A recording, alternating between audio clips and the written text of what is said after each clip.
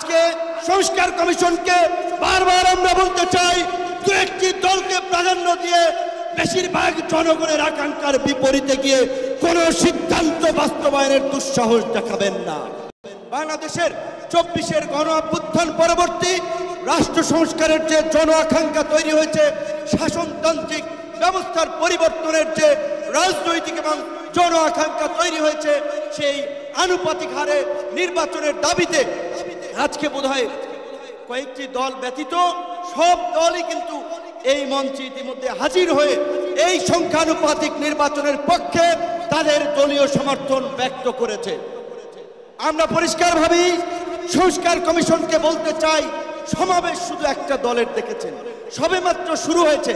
ইসলামী আন্দোলন আজকে করেছে, 19 তারিখ জামাত করবে, তারপরে গণ অধিকার পরিষদ করবে।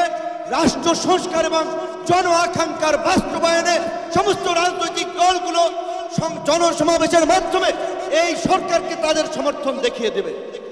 তাই আমরা বলতে চাই, কোন দু একটি দলের উপরে ভিত্তি করে দু একটি দলের কথায় সংস্কারের নকশায় পরিবর্তন আনা যাবে না।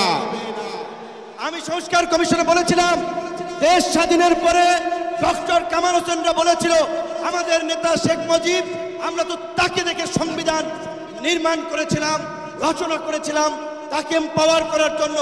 আজকে সংস্কার কমিশনকে বারবার আমরা বলতে চাই, দু একটি দলকে প্রাধান্য দিয়ে বেশিরভাগ জনগণের আকাঙ্ক্ষার বিপরীতে গিয়ে কোনো সিদ্ধান্ত বাস্তবায়নের দুঃসাহস দেখাবেন না। আনুপাতিক হারে নির্বাচন হলে সমস্যাটা কি? কোনো সমস্যা নাই। প্রধানমন্ত্রীর মেয়াদ 10 বছরের বেশি না থাকলে সমস্যা কি? আমরা অত্যন্ত যৌক্তিকভাবে এই কথাগুলো দফায় দফায় আলোচনায় তুলে ধরছি, কিন্তু এটা পরিষ্কার, সংবিধান এই সংস্কার জাতীয় ঐক্যমত কমিশন কেন জানি দু একটি দলের প্রতি পক্ষপাতমূলক আচরণ করছে। এই পিয়ার পদ্ধতি তাদের এজেন্ডাই বাদ দিয়ে তারা ঘুরাই দিল।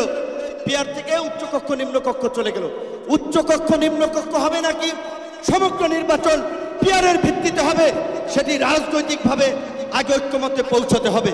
একই সাথে আমি আরো একটি কথা বলতে চাই, যারা পীর সাহেব সহ জামাতের নেতৃবৃন্দ তারাও বলছে, আমরাও বলছি, আজকে সারা বাংলাদেশের উপজেলা, পৌরসভা, সিটি কর্পোরেশনে স্থানীয় জনপ্রতিনিধি নাই। জনগণ চরম দুর্ভোগের শিকার হচ্ছে সেবা পেতে গিয়ে।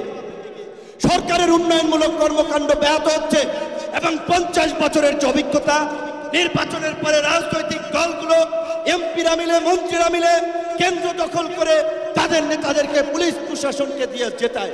কাজী এই সরকারের আমলে যেমনি ভাবে জাতীয় নির্বাচন হবে, একই সাথে অনতিবিলম্বে আমরা স্থানীয় নির্বাচন আয়োজনেরও দাবি জানাচ্ছি।